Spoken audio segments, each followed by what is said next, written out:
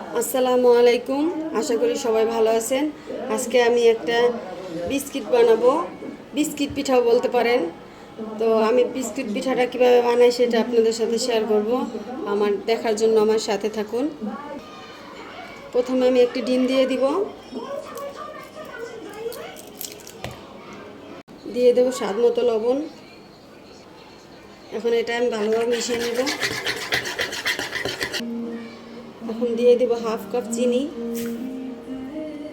এখন চিনিটা আমি ভালোভাবে মিশিয়ে নেব। হাফ চামচের মতো দিয়ে দেবো বেকিং সোডা।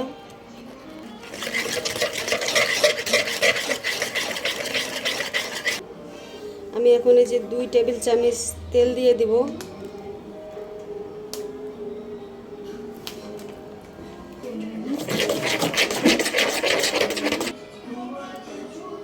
আমি এই যে 1 কাপ আটা নিয়ে নিয়েছি, এটা দিয়ে দেব। আমি একটু এটা চেলে দেব। আর এর সাথে আমি 1/3 কাপ এই যে গুঁড়ো দুধ দিয়ে দেব।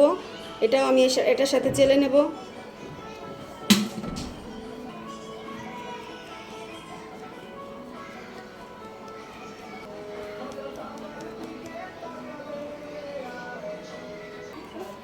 এখন এটা আমি ভালোভাবে মিশিয়ে নিব।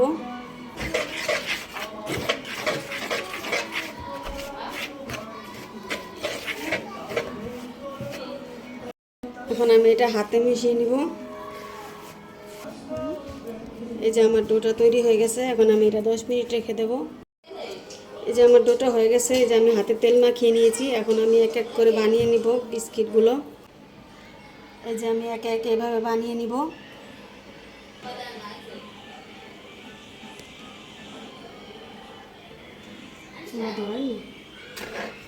এই যে বিস্কিট পিঠাগুলি একে একে এভাবে বানিয়ে নেব। আমার বানানো হয়ে গেছে। এখন আমি ভাজবো।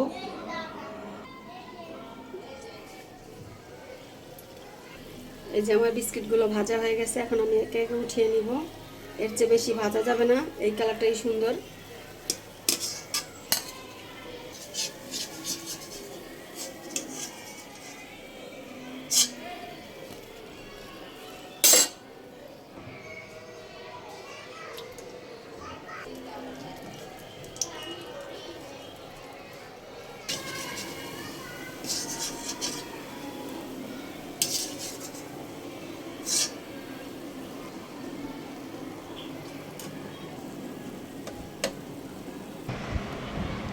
এই যে আমার পিঠা বা বিস্কিট বানানো হয়ে গেছে। আমি এখন একটা ভেঙে দেখাবো। এই দেখুন, দেখতে কত সুন্দর, ভিতরটাও কত সুন্দর মুচমুচে দেখতে লাগছে। তো আপনারা এইভাবে বানিয়ে খাবেন। চায়ের সাথে এটা খেতে পারবেন, এমনিতেও আপনারা খেতে পারবেন। তো আল্লাহ হাফেজ।